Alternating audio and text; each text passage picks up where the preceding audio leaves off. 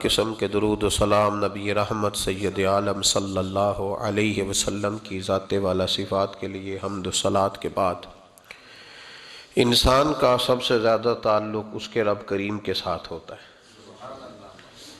اللہ تبارک و تعالیٰ کی طرف سے اسے نعمتیں ملتی ہیں، رب کریم کی طرف سے اس پر عطائیں ہوتی ہیں۔ اللہ کی طرف سے وہ آیا ہے اور واپس اللہ ہی کی طرف لوٹ جائے گا۔ ابتدا بھی مالک کریم کی ذات ہے اور انتہا بھی اسی رب کریم کی ذات ہے۔ انسان دنیا میں جتنے بھی پیچ و تاب کرتا ہے، جتنی بھی دنیا داری کرتا ہے اور جتنے بھی معاملات میں وہ وقت گزارتا ہے، وہ سارے عارضی ہیں، وقتی ہیں، اور بہت ساری چیزیں تو صرف اور صرف دھوکہ ہیں اور دھوکے کے سوا کچھ بھی نہیں۔ اگر اس کا یہ ذہن بن جائے کہ میں نے اپنے تعلقات کو، اپنے معاملات کو اپنے رب کے ساتھ صحیح رکھنا ہے، تو جب اللہ کے ساتھ اس کے معاملات ٹھیک ہوتے ہیں تو بندوں کے ساتھ خود بخود ہی ٹھیک ہو جاتے ہیں۔ اگر خشیت الہی پیدا ہوتی ہے، خوف خدا اسے نصیب ہو جاتا ہے، اور اگر اللہ تبارک و تعالیٰ کا قرب اسے میسر آتا ہے، اس رستے کا یہ سفر شروع کر دیتا ہے، تو بندوں کے ساتھ تو معاملات ویسے ٹھیک ہو جاتے ہیں۔ اس لیے کہ جب اللہ سے ڈرے گا، نہ دھوکہ کرے گا، نہ فریب کرے گا، نہ جھوٹ بولے گا، نہ کسی شخص کے ساتھ بددیانتی کرے گا، جب اللہ کے ساتھ اس کا تعلق ٹھیک رہے گا، اور جب یہ اپنے آپ کو آزاد سمجھے گا نا کہ میں ہوں اور میں ہی ہوں اور میں نہیں چلنا ہے، تو پھر یہ اپنی مرضی سے معاملات کو چلائے گا تو خرابی پیدا ہوگی۔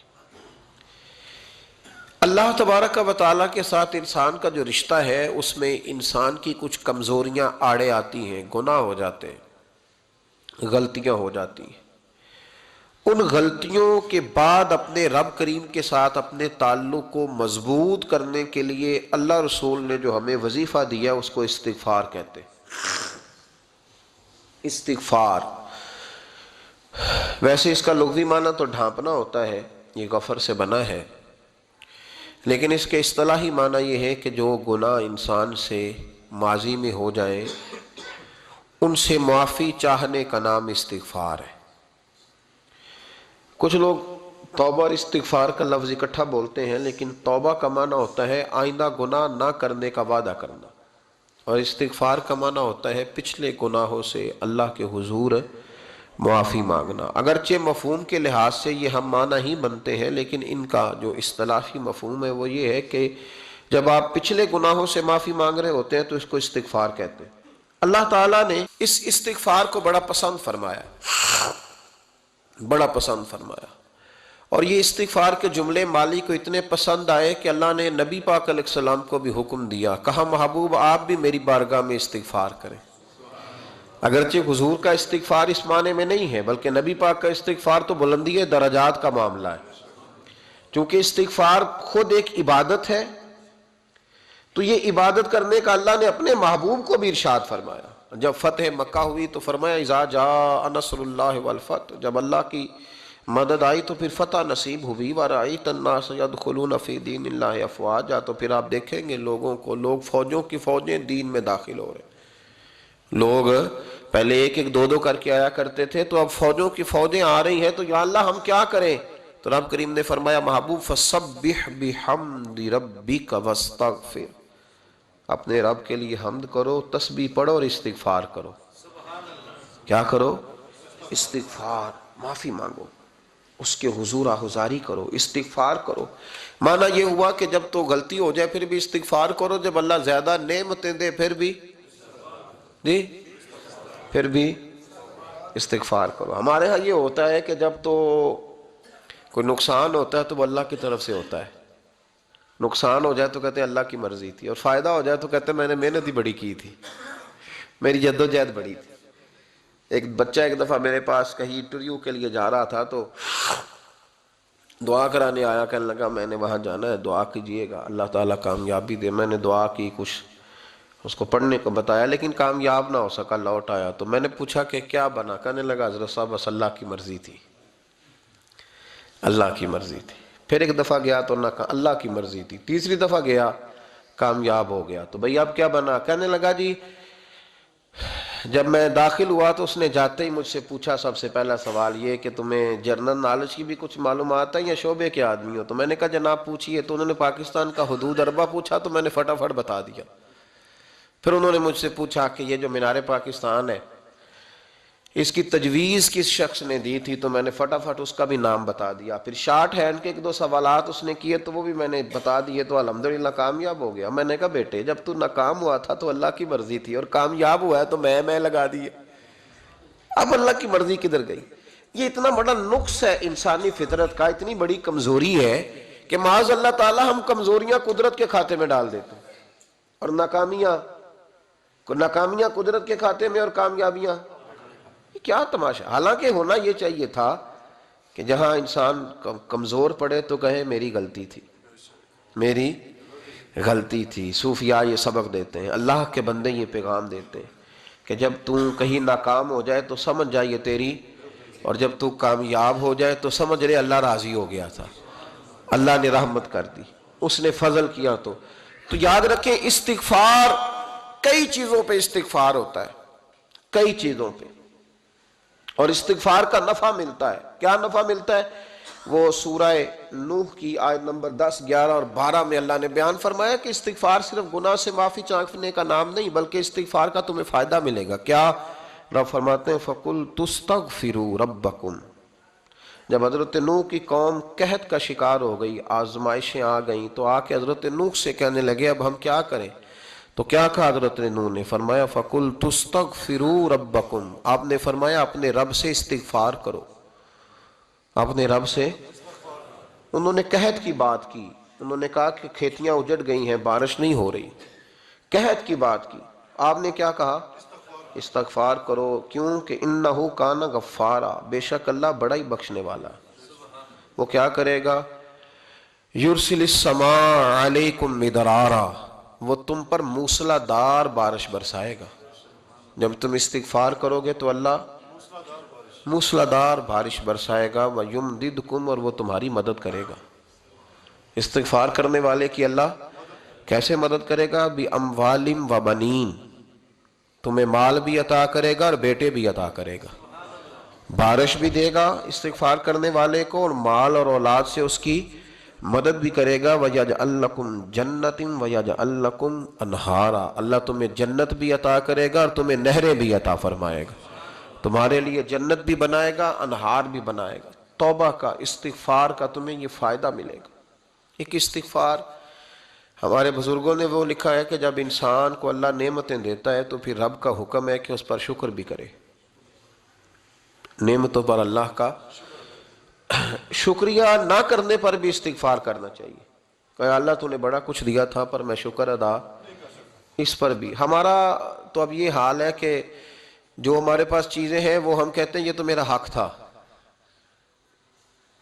لیکن جو نہیں وہ مجھے فٹافٹ ملنی چاہیے۔ مطلب اگر میرے پاس صحت ہے تو اس کو میں اپنا حق سمجھ لیتا ہوں کہ یہ تو میرا، یہ چونکہ ٹھیک ہے جی، یہ تو صحیح ہے، تندرستی ہے یہ تو ٹھیک ہے، لیکن کار کوئی نہیں، وہ ذرا مل جانی چاہیے۔ اولاد تو میرے پاس ہے، وہ تو میرا حق تھا، میرا رائٹ تھا، معاذ اللہ وہ تو ہم نے حق بنا لیا۔ اور میرے پاس بنگلہ کوئی نہیں، وہ مجھے فٹافٹ مل جانا چاہیے۔ بھئی یہ کس طرح تیرا حق تھا؟ کس حساب سے؟ یعنی جو چیزیں ہیں ان کو سنبھالنے کی فکر نہیں ہے، اور جو نہیں ہے ان کے طلب کی فکر لگی ہوئی ہے۔ شکر نعمت کو محفوظ کر دیتا ہے، شکر نعمت کو محفوظ کر دیتا ہے، اور ناشکری نعمت کو لَئِن شَكَرْتُمْ لَأَزِيدَنَّكُمْ وَلَئِن كَفَرْتُمْ إِنَّ عَذَابِي لَشَدِيدٌ۔ اللہ فرماتے ہیں شکر کر، میں تیری نعمتوں میں اضافہ کر دوں گا، اور ناشکری کرے گا تو عذاب دوں گا۔ شکر نہیں نہ ہوتا، شکر نہیں ہوتا۔ دیکھیں نا، 100 روپے ابا جی نے دیا ایک بچے کو، اور اس کو کہا کہ جا دکان سے کچھ چیز لے آ، تو وہ 100 روپیہ اس نے رستے میں جاتے ہی کہیں پھاڑ دیا یا گوا دیا، تو اب وہ والد سے دوبارہ 100 مانگتا ہے، تو والد کہتا ہے کہ پہلے 100 کا تو نے کیا کیا؟ نہیں سمجھ آئی آپ کو میری بات؟ پہلے 100 کا کیا کیا؟ تو وہ کہے گا جی میرا دل کرتا تھا میں نے پھاڑ دیا۔ جوان بچہ ہے، سمجھدار ہے، 12-14 سال کا ہے، میرا دل کیا تھا میں نے پھاڑ دیا، ختم ہو گئی بات۔ تو ابا نیا 100 دے دے گا؟ سبحان اللہ، کتنے خوش ہو کے آپ کہہ رہے ہیں نہیں دے دینا سو، یہ کیسے ہو سکتا ہے؟ بھائی کروڑپتی والد بھی ہو تو 100 کا نوٹ دوبارہ دیتا کیوں؟ بیٹا نہیں اس کا؟ پیار نہیں؟ کیوں نہیں دے رہا؟ وہ کہتا تو نے میرے پہلے 100 کی قدر نہیں ڈالی، نیا تجھے کیسے مل جائے؟ تو نے خیال ہی نہیں کیا، تو نے جدوجہد ہی نہیں کی، تو نے۔ حضرت مولا رومی نے مثال دی ہے، جناب رومی فرماتے ہیں کہ بغیر محنت کے لوگوں کو اللہ نے نعمتیں دی ہیں تو انہوں نے شکر ہی نہیں ادا کیا۔ اندھے سے پوچھ آنکھ کی قدر کیا ہے، پوچھ اندھے سے، پوچھ معذور سے کہ ٹانگوں پہ چلنا کتنی بڑی نعمت ہے، کبھی پوچھ اس سے جس کا مکان تو ایک کنال میں ہے پر رونے والا بچہ کوئی بھی نہیں، پوچھ اس سے جس کی جیبیں دولتوں سے بھری ہوئی ہیں پر کوئی نہیں کہتا کہ ابا 10 روپے دینا، پوچھ یہ کتنی بڑی تکلیف ہے۔ حضرت رومی نے لکھا ہے، وہ فرماتے ہیں کہ ایک والد تھا تو اس نے بڑی دولت کمائی تھی تو اس کا بیٹا بے دریغ ہی اڑاتا رہتا تھا، کبھی ادھر پیسے بھگا دیے، کمائے نہیں تھے نا، محنت نہیں نہ کی تھی، کمائے نہیں تھے۔ والد بڑا سمجھاتا تھا پر سمجھ نہیں آتی تھی۔ ایک دن اس کے ابا کے ذہن میں ایک بات آئی، وہ کہنے لگا بیٹے یار میں کنگال ہو گیا ہوں، اچانک حالات خراب ہو گئے، ایک آنا مجھے چاہیے، دوائی خریدنی ہے، کہیں سے لے کے آؤ۔ اس نے کہا ابا مسئلہ ہی کوئی نہیں، یار ہی بڑے ہیں، بہت سارے لوگوں کے ساتھ رات میں جاتا ہوں روٹی کھانے ہوٹل میں، کئی ہیں جو میرا انتظار کر رہے ہوتے ہیں، فیس بک والے اور جناب وہ سیلفی والے، بڑے سارے ہیں جو کہتے ہیں تیرے بغیر گزارا ہی نہیں، بڑے ہیں جو روز سویرے اٹھ کے پہلے مجھے السلام علیکم کا میسج کرتے ہیں پھر اس کے بعد کسی اور سے، بڑے ہیں کوئی مسئلہ ہی نہیں۔ ایک کے پاس گیا، ایک آنا چاہیے، اس نے دے دیا، لا کے ابا کو دیا تو ابا گھر کے اندر جو امیر لوگ ہوتے تھے گھر میں کنواں کھدوا لیتے تھے، ابا کنویں کے کنارے بیٹھا تھا، جب بیٹے نے آنا لا کے رکھا تو اس نے پانی میں پھینک دیا۔ اگلی صبح پھر کہا بیٹے ایک آنے کی ضرورت ہے، دوا خریدنی ہے، اس نے کہا مل جائے گا۔ 2 4 5 دوست ابھی ہیں بڑے مالدار، ان سے جا کے کہا، ایک سے آنا لایا، ابے نے پھر پھینک دیا، تیسرے دن بھی پھینک دیا، چوتھے دن بھی، یار اب ختم ہو گئے۔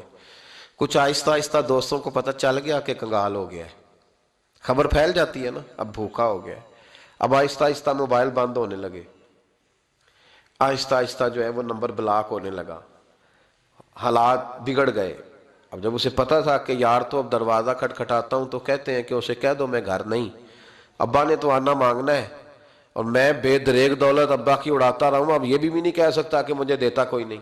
شہر سے باہر نکل گیا، سارا دن مزدوری کی، جد و جہد کی، کبھی کام کیا نہیں تھا، ہاتھوں پہ چھالے پڑ گئے۔ بڑا مشکل ہوتا ہے جن لوگوں نے کام نہ کیا ہو، انہیں کرنا پڑ جائے تو تکلیف کا شکار ہو کے ایک آنا کمایا، شام کو لا کے والد کی ہتھیلی پہ رکھا تو اس نے پھینکا نا جب کنویں میں تو چیخ پڑا، کہنے لگا ابا جی آپ سیانے بیانے بندے ہیں، روز پیسے لا کے دیتا ہوں، کنویں میں پھینک دیتے ہو، کوئی کرنے والی بات کرو، نہیں دوائی کھانی تو نہ کھاؤ، ضائع کیوں کرتے؟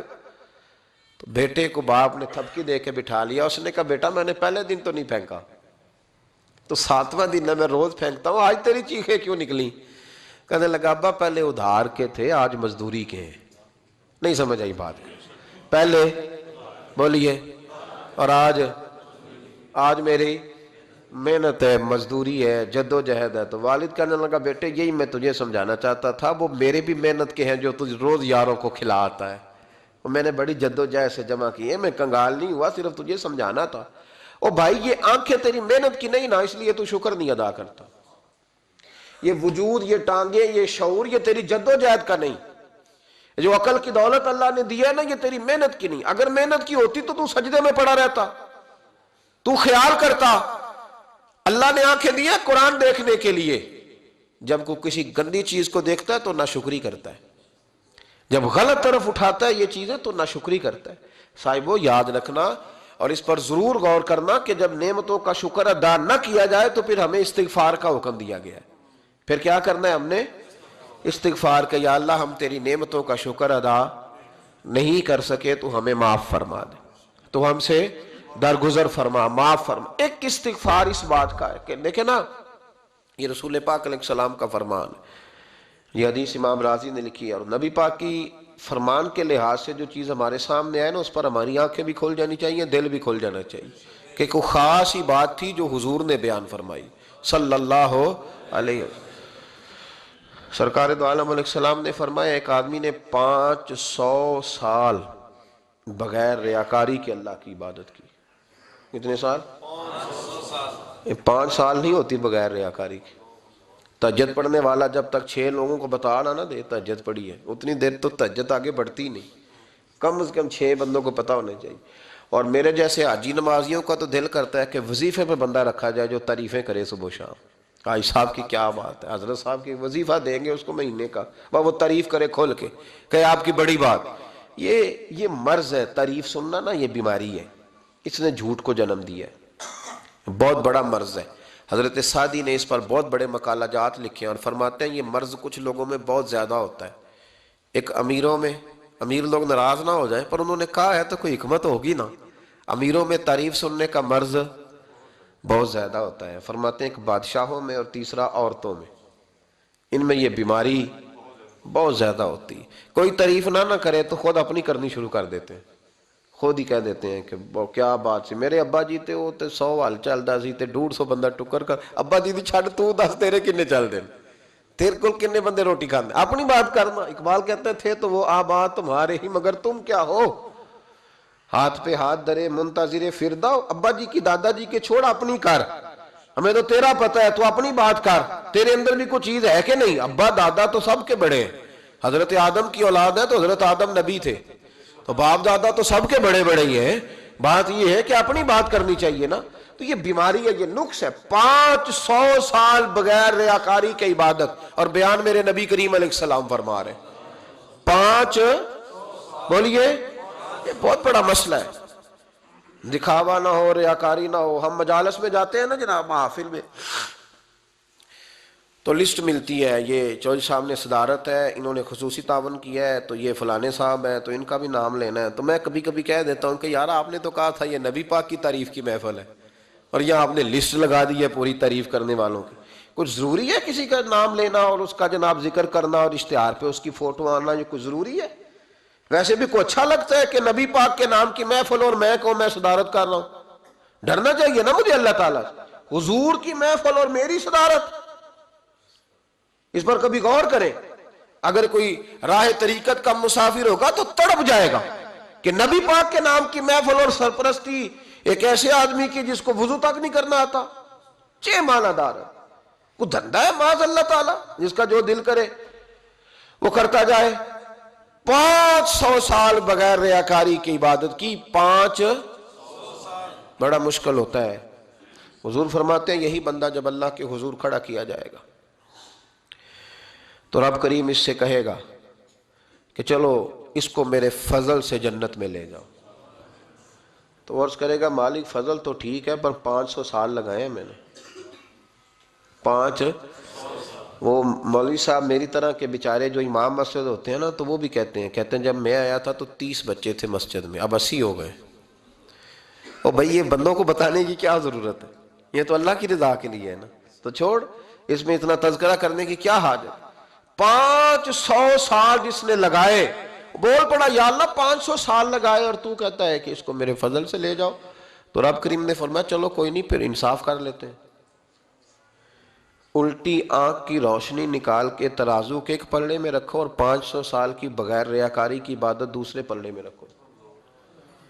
کبھی اس مریض سے پوچھنا جس کو ڈاکٹر کہہ دیتا ہے کہ تیری آنکھ کا علاج نہیں ہو سکتا، بے بس ہوتے ہیں ڈاکٹر، جواب دے جاتا ہے شعور، پوچھ کبھی اس شخص سے کو کہتے ہیں بس جناب اب آپ اپنی آنکھیں موجود ہونے کے باوجود آپ دیکھ نہیں سکتے، اتنی موٹی آنکھ لگی ہوئی ہے، لیکن روشنی اللہ چاہے تو دیتا ہے، نہ چاہے تو نہیں دیتا۔ 5 ایک آنکھ کی روشنی ایک پلڑے میں رکھ لو اور دوسرے میں 500 سال کی عبادت رکھ دی، اللہ اکبر۔ تو رب کریم نے فرمایا اب تولو، جب تولی تو وہ عبادت تھوڑی تھی اور ایک نعمت زیادہ تھی۔ اللہ نے فرمایا یہ تو بھائی اس کو تو 500 سال دیے تھے، یہ تو ایک نعمت کا شکر نہیں ادا کر سکا، پکڑو اس کو دوزخ میں ڈالو، یہ کر کے کیا آیا ہے، پکڑو جہنم میں ڈالو اس کو، لے چلو۔ ترمذی شریف کے لفظ ہے، نبی پاک نے ہمیں سمجھایا اور ایک جملے میں ساری بات ختم کر دی۔ حضور فرمانے لگے تو اللہ کی تھوڑے دیے ہوئے رزق پہ راضی ہو جا، وہ بھی تیری تھوڑی عبادت سے راضی ہو جائے گا، اور اگر تیرا پروگرام ہے نا لمبی چوڑی جائیدادوں کا تو پھر سجدے بھی لمبے کر، پر لمبے کرنا تو بھی۔ یہ کیا بات ہوئی، یہاں جتنی دولت بڑھتی جاتی ہے عبادت سکڑتی جاتی ہے، وقت ہی نہیں، ٹائم ہی نہیں، یہ بڑھا پھر۔ تو جب دوزخ میں جانے لگا نا تو پھر خیال آیا، تو حضور فرماتے ہیں استغفار کرنے لگا، کہنے لگا اللہ میں بھول گیا تھا، اللہ مجھے غلطی لگ گئی، استغفار کر رہا۔ تو جب اس نے استغفار کیا تو رب کریم تو پہلے ہی بڑا قبول کرنے والا ہے۔ یا اللہ میں بھول گیا تو فرمایا چلو جو استغفار کرے اسے تو میں ویسے ہی معاف کر دیا کرتا ہوں، اسے بخش دو، اسے میرے فضل سے جنت میں لے جاؤ۔ پہلا استغفار، ہمارے بزرگ نے ایک مراقبہ کراتے تھے، مراقبہ ان فی خلق السماوات والارض واختلاف اللیل والنہار لآیات لأولی الالباب۔ مراقبہ ہوتا تھا اللہ کی نعمتوں پر غور کرنے کا نام۔ تو اکیلا بیٹھ، گردن جھکا اور غور کر خدا کا فضل کتنا ہے اور میری اس میں محنت کتنی، اس کا شمار کر۔ اس طرح کر کے دو خانے بنا، ایک خانے میں اللہ کی نعمت رکھ اور دوسرے میں پھر اپنی محنت رکھ۔ اس کو کہتے ہیں مراقبہ۔ یہاں سے مراقبہ سٹارٹ ہوتا ہے۔ اور اگر تو شکر ادا کر رہا ہے تو پھر ٹھیک ہے، ورنہ پھر استغفار کر، پھر اللہ کے حضور معافی مانگ، پھر اس کے حضور آہوزاری کر، پھر اس سے کہہ کہ وہ معاف کرے۔ ہم لوگ یہ والا مراقبہ نہیں کرتے، اس لیے جو چیز ہے وہ تو میرا حق تھا، مجھے فٹافٹ دوسری بھی چاہیے۔ استغفار کریں اس لیے کہ ہم شکر ادا صحیح طور پر کر سکے۔ پھر اس کے بعد دوسرا استغفار اس وقت ہوتا ہے اللہ اکبر کہ جب انسان باشعور زیادہ ہو پر بے عمل بھی اتنا ہی زیادہ ہو، اسے بھی استغفار زیادہ کرنا چاہیے۔ اب میرے سمیت کسی بھی آدمی کو چھیڑیں گے نا تو دنیا اور مافیہا کی وہ باتیں کرے گا، لیکن جب اس کا عمل دیکھا جائے گا تو کچا سا، پلپلا سا، کمزور سا۔ یعنی ایسے لوگ ہیں جو ماں باپ کی عظمت پر 6 گھنٹے تقریر کر سکتے ہیں، لیکن اگر ان کی اماں سے جا کے پوچھا جائے کہ بیٹے کا حال کیا ہے جی، تو کہتے ہیں بڑی تکلیف میں ہو، اپنے بیٹے کے سبب سے بڑی آزمائش کا شکار۔ بھئی تیری 6 گھنٹے کی تقریر کا معنی کیا ہوا؟ تو لفظوں کے گورکھ دھندے کا ماہر ہے۔ لفظوں میں ادھر گیا ہوا تھا بڑی دور پنجاب کے ایک شہر میں، تو ایک صاحب مجھے کہنے لگے کہ میری 21ویں سالانہ محفل ہے۔ میں نے کہا آپ نماز پڑھتے ہیں؟ کہتے نہیں۔ تو میں نے کہا محفل کا کیا معنی رکھا ہوا ہے آپ نے؟ یہ کیا ہے، رسم ہے؟ فلاں بہت بڑے عالم کو میں نے بلایا، فلاں کو بھی بلایا، فلاں نعت کا بھی۔ یہ کیا ہے؟ اگر تو نمازی نہیں آج تک، اس کو کیا سمجھتا ہے تو؟ میرے بھی فلاں بزرگ سے بھی تعلقات ہے، تو نے کیا حاصل کیا ان سے؟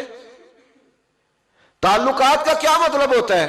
فوٹو آتی ہے ساتھ، اخباروں میں تصویر لگ گئی، فیس بک پہ آ گیا کہ میں ان سے ملا ہوں، اتنا تعلق ہے؟ یہاں تو بھائی خوشبو کے قریب سے بندہ گزر جائے تو خوشبو آنے لگ جاتی ہے۔ تو نے پایا کیا؟ شعور ہونا اور عمل نہ ہونا بہت بڑی مصیبت ہے۔ اس سے اللہ کی بارگاہ میں استغفار کرنا چاہیے۔ یعنی انسان کو عقل ہو، پتہ ہو، خبر ہو، پر اس کے پاس دھیلے کا عمل نہ ہو۔ اس کو 3400 حدیث آتی ہو کہ نماز نہ پڑھنے والے کی سزا یہ ہے، پھر بھی نہ پڑھے تو سزا ہے کہ نہیں اللہ کی طرف سے؟ حضرت رومی رحمت اللہ علیہ فرمایا کرتے تھے بہت سارے بندوں کو اللہ سارا کچھ دیتا ہے، مسجد آنے کی توفیق نہیں دیتا۔ معنی یہ ہے کہ اللہ ان سے ناراض ہے۔ وہ کہتے ہیں کہ میں بڑا سمارٹ ہوں۔ تو عقل ہونا اور عمل نہ ہونا، اس پر بھی استغفار کرنا چاہیے۔ شعور ہو اور انسان کو عمل کی توفیق۔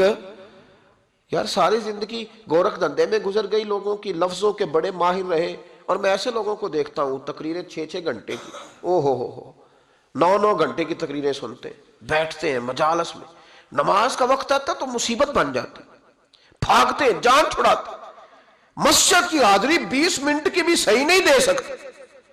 کیا ہے یہ کیوں بہت بن گیا تیرے اوپر؟ غور کر، ڈر اللہ سے۔ میرے نبی کریم علیہ وآلہ وسلم نے ارشاد فرمایا قیامت کے دن کچھ لوگ کئیوں کی بات سن کے جنت میں چلے جائیں گے۔ اللہ تعالی ہماری پردہ پوشی عطا فرمائے۔ کہا کچھ تبلیغیں کرنے والے دوزخ کے دروازے پہ کھڑے ہوں گے تو وہ جنتی کہیں گے کہ مولانا پیر صاحب ہم تو آپ کی بات سن کے جنت میں جا رہے ہیں، تو آپ یہاں کیوں کھڑے ہیں؟ تو وہ کہیں گے ہائے افسوس، میں کہتا تو رہا پر عمل نہ کر سکا۔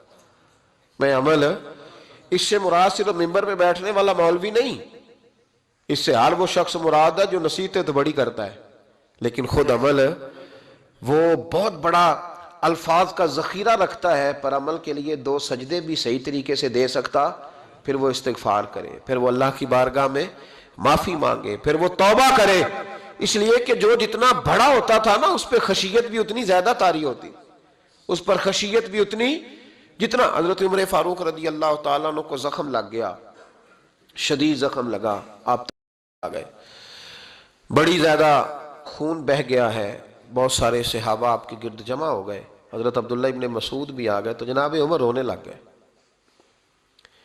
اب تو رونا آتا ہی نہیں لوگوں کو۔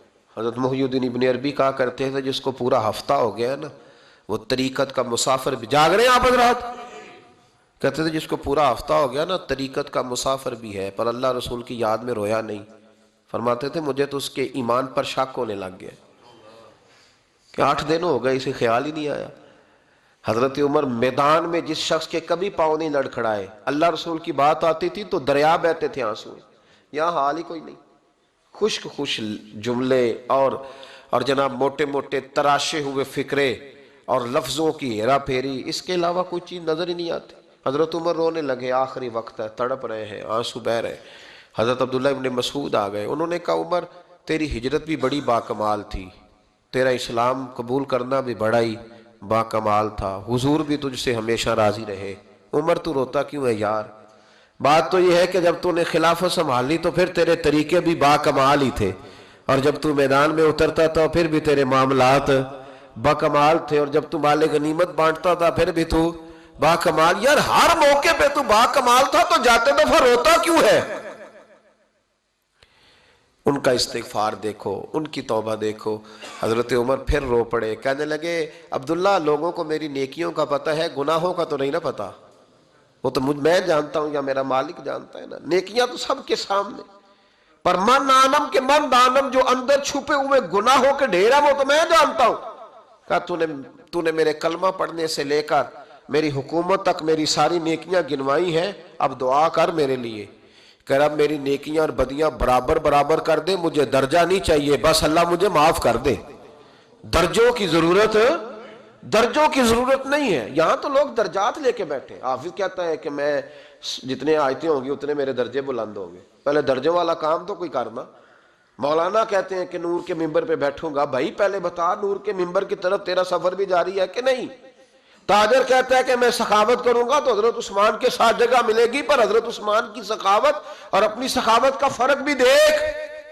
مجاہد کہتا ہے کہ میں نبی پاک کے جہاد والے صحابہ کی پشت پہ رہوں گا تو پہلے اپنے کام تو دیکھ، اور جب ساری باتیں سمجھ میں نہ آئے تو پھر اللہ کی بارگاہ میں استغفار کر، پھر بیٹھ۔ بڑے لوگ استغفار کرتے، معافی چاہتے، اور یہ استغفار پھر اتنا کرم کرتا، اتنی آسانی کرتا، اس قدر بہتری کرتا کہ وہ مانگ تو اپنے گناہوں کی معافی رہے ہوتے تھے اور اللہ رحمتوں کے دروازے کھول دیتا تھا، اللہ ان پر کرم کے دروازے۔ حضرت امام حسن کے پاس ایک شخص آیا، حضرت امیر معاویہ بھی بیٹھے تھے، تو اس نے امام حسن سے آ کے کہا کہ حضور اولاد نہیں ہے، کوئی دعا کر دے۔ توجہ ہے میری بات پر؟ اب بھی لوگ پیروں کے پاس آتے ہیں نا ماشاءاللہ سے، اللہ خیر فرمائے، تو پیر صاحب اگر وظیفہ بتائیں تو وظیفہ چونکہ پڑھنا پڑتا ہے وہ کام مشکل ہے، لہذا تعویذ تو پیروں نے بھی اب ماشاءاللہ بڑی ترقی کر لی، انہوں نے بھی تعویذ چھپوا کے رکھ لی ہے۔ کون لکھے اتنے تعویذ، جو کہ ہر مرید کو تو تعویذ چاہیے، انہوں نے نا جی تعویذ پکے چھپوا لیے، کچھ نے مورے بنوا لی ہیں۔ دیکھتا رہتا ہوں، میرا شعبہ ہے نا، میں دیکھتا رہتا ہوں کہ مور لگائی، اس کو باندھا، اللہ خیر کرے گا۔ تو اب وہ نفسیاتی معاملہ ہے، ظاہر ہے 100 بندہ تعویذ لے کے گیا ہے تو 1.5 کو تو فرق پڑے گا ہی نا بیچ میں سے، تو جس کو فرق پڑ گیا اس کا فیس بک پہ دے دیا کہ یہ میری کرامت ہے جی، تو جس کا نہ پڑا جی جڑے محرم راز حقیقت دے او تے راز حقیقت کھول دے ہی نہیں، اے جنہ ویکھیا نہیں او کرن گلاں، جنہ ویکھ لیا او تے بول دے ہی نہیں۔ ہمارے ایک حضرت تھے تو ان کے پاس ہم بیٹھے تھے، نیک آدمی، تو تعویذ دیا تو مرید کہنے لگا حضور دوبارہ کب آؤں؟ کہنے لگے فرق پڑ گیا تو آ جانا، نہیں تو کہیں اور چلے جانا۔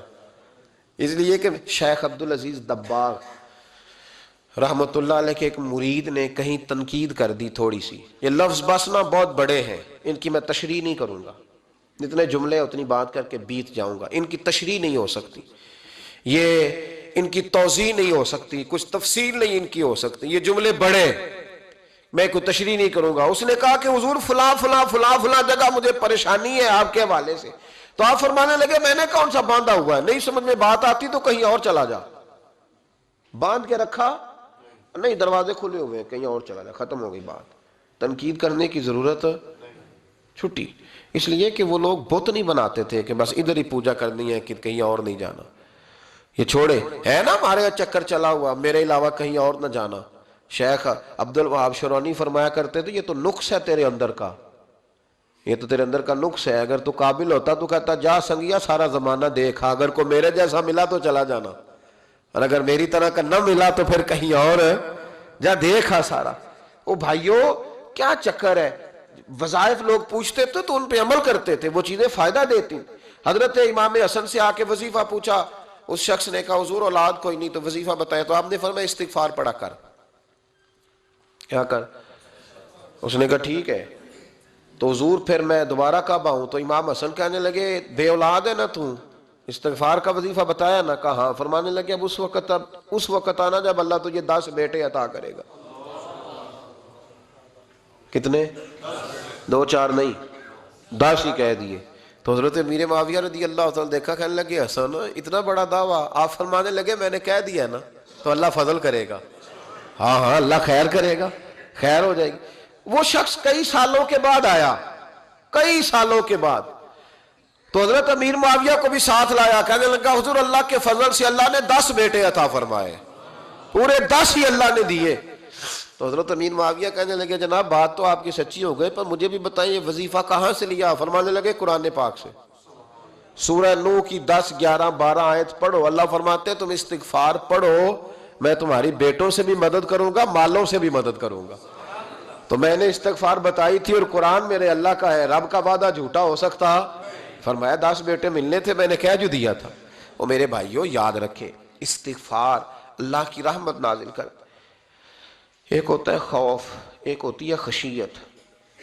خوف والے لوگ توبہ کرتے ہیں، خشیت والے استغفار کرتے ہیں۔ ایک ہوتا ہے خوف، ایک ہوتی ہے خشیت والے استغفار کرتے ہیں۔ نبی کریم علیہ السلام نے فرمایا میں دن میں 100 مرتبہ استغفار کرتا ہوں، دن میں۔ توبہ والا کہتا ہے کہ میں بھول گیا تھا مجھے معافی مل جائے، اور خشیت والا کہتا ہے میرا یار ناراض نہ ہو جائے، وہ استغفار ہی کرتا رہتا ہے، وہ معافی حضرت رومی نے مثال دی ہے، فرماتے ہیں ایک عورت تھی تو بھیک مانگا کرتی تھی، ایک دن بادشاہ کے دروازے پہ بھیک مانگنے گئی تو بادشاہ کو پسند آ گئی، اس نے نکاح کر لیا۔ 20 کنیزائیں اس بی بی کے پاس تھی خدمت کرنے کے لیے، روٹی دینے کے لیے، کپڑا دینے کے لیے، لیکن وہ ہر وقت روتی رہتی تھی، ہر وقت روتی۔ ایک سمجھدار کنیز کہنے لگی کہ ملکہ اب تیرا درجہ بہت بڑا ہے، تو ہر وقت روتی رہتی ہے، معافیاں ہی مانگتی رہتی ہے ہر وقت، کون سی ایسی نعمت ہے جو تیرے پاس نہیں؟ تو وہ کہنے لگی اس لیے تو روتی ہوں۔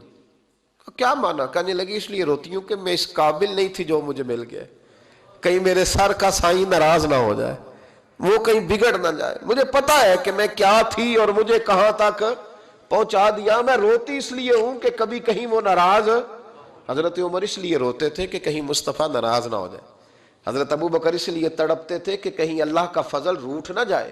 یہ جو مولا علی اپنے کمرے میں بیٹھ کے زور زور سے استغفار پڑھتے تو اس لیے نہیں کہ بڑے پاپ تھے جن کی معاذ اللہ معافی مانگتے تھے، اس لیے کہ رب رسول کہیں ناراض نہ ہو۔ خشیت تھی کہ جہاں ہم پہنچے ہوئے کہیں وہاں سے واپس، استغفار بندے کی اللہ سے صلح کرا دیتا ہے، بندے کی رب سے صلح ہو جاتی ہے جب استغفار۔ دیکھیں نا بڑی سادی سی بات ہے کہ 2 بھائی ناراض ہوں تو بڑا کہتا ہے اس نے میری بے ادبی بڑی کی، تو چھوٹا اگر پاس آ جائے اور پیر پکڑ لے کہ چل یار معاف کر دے، تیرا بھائی نہیں۔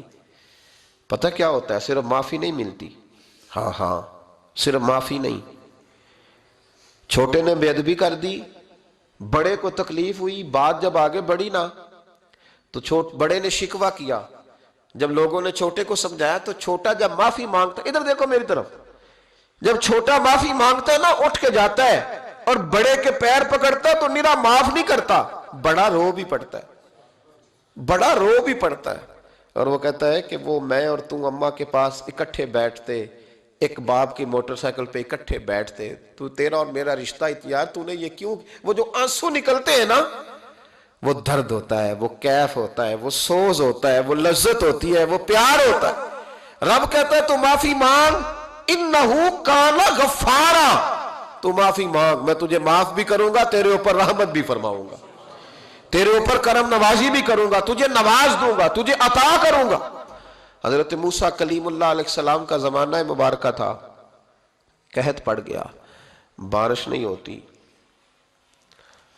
ہم لوگ نا اب تو خیر ہمارے پاکستان میں تو ٹیبل ٹاک ہوتی ہے، ٹاک شو ہوتے ہیں، ہمارے ہاں تو پتہ کیا جاتا ہے کہ بارش ہو کیوں نہیں رہی، پھر اس پہ یہ ہوتا ہے کہ دھواں بڑا چڑھ گیا ہے، حالات بڑے خراب ہیں، فلاں ایسے ہو گیا، قحط کا ہم تو اسباب تلاش کرتے رہتے ہیں نا جی، فوق بہت زیادہ ہے، فلاں چیز ایسے ہے، فلاں چیز ایسے ہے، ہم تو یہ تلاش کرتے رہتے ہیں۔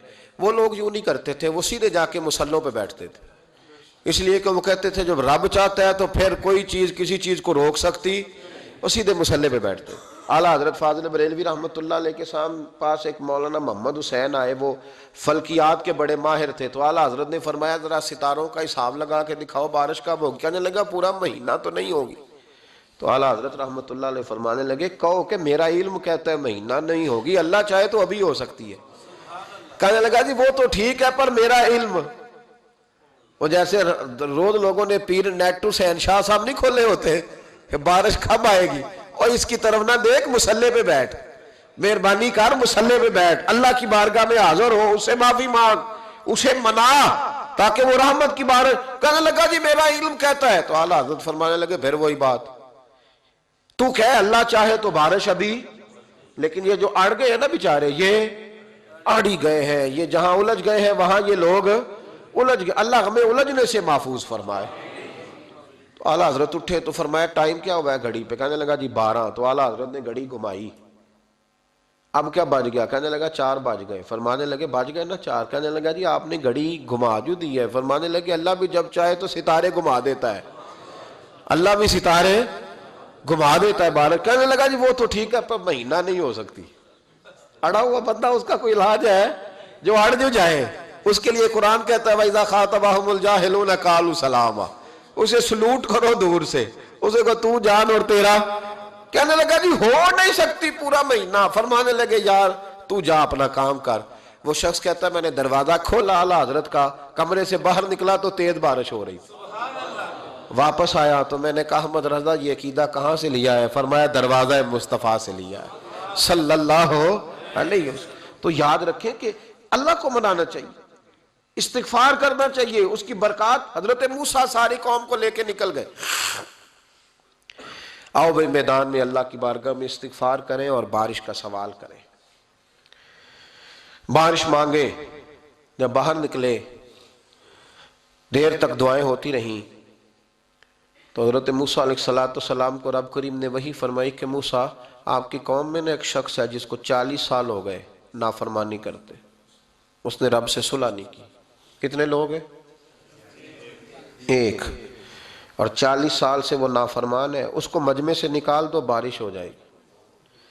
اگر ایک گناہگار کی وجہ سے بارش رک جاتی ہے، اور جہاں دروازے کھلے ہوئے ہوں، جہاں تنہائیاں خوفناک ہوں، اور جہاں تباہی اتری ہوئی ہو، اور جہاں لوگ کروڑوں روپیہ مال ہڑپ کر گئے ہوں، اور جہاں علماء کو ہاتھ کڑیاں لگا کے ٹھنڈی زمینوں پہ لٹا دیا جائے اور قوم کہہ رہی ہو اچھا ہوا اچھا ہوا، اور لوگ پھبتیاں اڑا رہے ہوں، مذاق کر رہے ہوں، تو پھر اس قوم پہ کس طرح کر کے فضل الہی۔ اور یہ مولوی کا معاملہ نہیں، یہ تو ممبر رسول کا معاملہ ہے۔ میرے مصطفیٰ نے یہ نہیں کہا پیر میرا وارث ہے، حضور نے فرمایا عالم میرے دین کے وارث ہے۔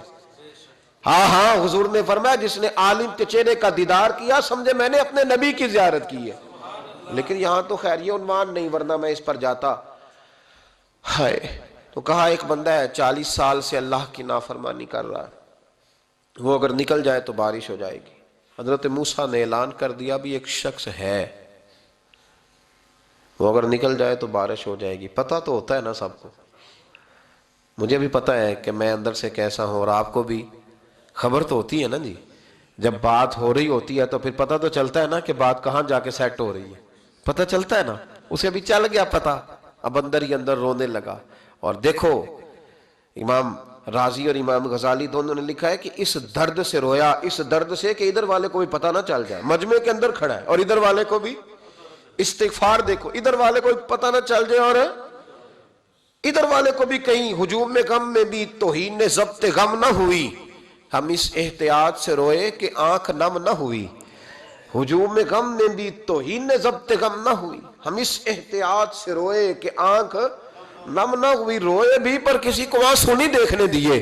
अब इस दर्द से कहता है अल्लाह तू तो माफ करने वाला है ना, तू तो माफ करता है, पर्दा पोशी करता है, और मालिक अगर लोगों को पता चल गया तो मेरे तो बच्चों का भी जीना हराम कर देगा।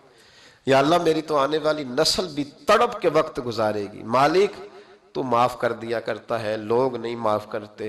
ए अल्लाह ये मेरी खूबियां भूल जाएंगे, मेरी खामियों पर बात, मालिक मैं ये जिल्लत नहीं बर्दाश्त कर सकता, फजल फरमा। हजरत मूसा ने दोबारा ऐलान किया, निकलते हो कि नहीं निकलते? फिर तड़पा, खुदावंदा मुझे बेआबरू न कर, ये जिल्लत और रुसवाइयां ये नहीं बर्दाश्त होती। अल्लाह दरगुजर। हजरत मूसा ने तीसरा ऐलान किया, निकलता है या मैं फिर उसका नाम लूं, अल्लाह से पूछ के नाम लूं उसका, बताओ कौन है। अब तो तड़प गया, कहने लगा मालिक मैं तेरी बारगाह में इस्तिगफार करता हूं, आइंदा नहीं करता, आइंदा नहीं करता।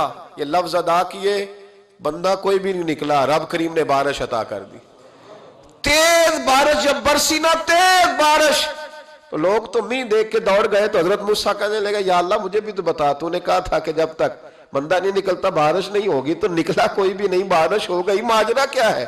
तो रब करीम ने फरमाया मूसा बस उसने मुझसे सुलह कर ली, उसने मुझसे सुलह कर ली। और इमाम गजाली ने लफ्ज लिखे, हजरत मूसा ने पूछा, हालांकि अल्लाह अपने नबियों को गैब के खजाने देता है, पूछा कि अल्लाह मुझे उसका नाम बता दे। तो रब करीम ने फरमाया मूसा जब गुनाहगार था तब नहीं किसी को बताया, जब पापी था तब नहीं बताया, जब मुजरिम था तब नहीं बताया, अब कैसे बता दूं? फरमाया उसकी मेरी सुलह हो गई है। और फरमाया जो बारिश नहीं ना हो रही थी वो भी उसकी वजह से नहीं हो रही थी, अब जो हुई है ना तो ये भी उसी की वजह से हुई है। ये बारिश अब जो हुई है तो ये भी ये उस गुनाहगार के सबब से।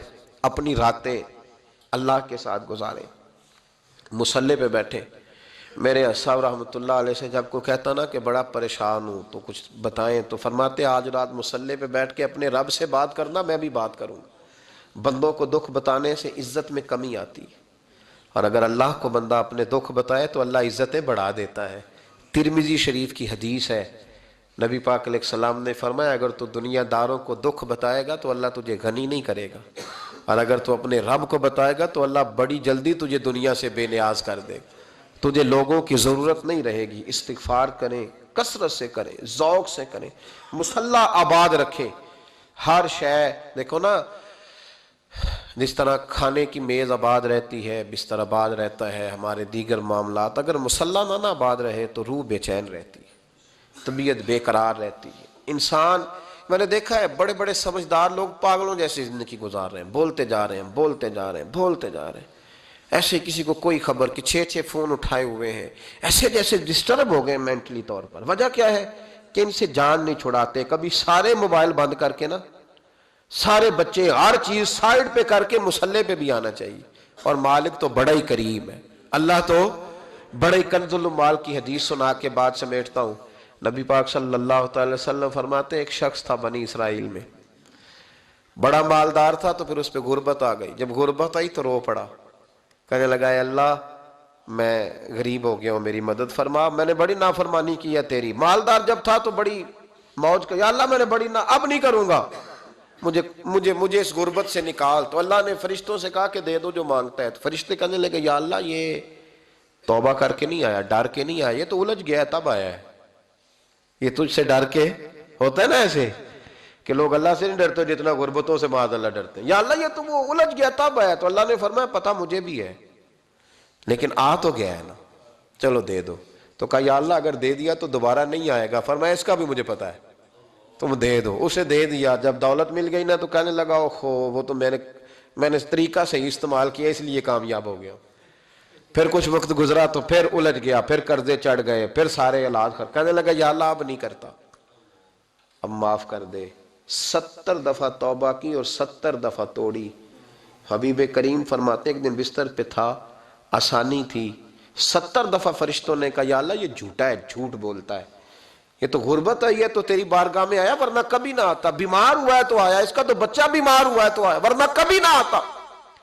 70 دفعہ توبہ توڑی۔ ایک دن رات کو بستر پہ لیٹا تھا، دولتیں بھی تھی، آسانیاں بھی تھی، دل میں خیال آیا میں کتنا جھوٹا ہوں، جب الجھ جاتا ہوں تو اس کے دروازے پہ جاتا ہوں اور وہ کتنا کریم ہے، مجھے خالی نہیں لوٹاتا۔ تڑپ اٹھا، آنسو نکل گئے، اٹھ کے مصلی پہ کھڑا ہوا تو رب کریم نے فرشتوں سے فرمایا کھول کے دیکھو دروازے، آج یہ غربت کی وجہ سے نہیں آیا، آج میرا بن کے آیا ہے۔ تو یا اللہ پہلے تو دولت دیتا تھا، آج کیا دے گا؟ تو محبوب فرماتے، اللہ فرماتے اب میں اسے بغیر حساب کتاب جنت عطا کروں گا۔ استغفار کریں، اس کے حضور حاضری دیں۔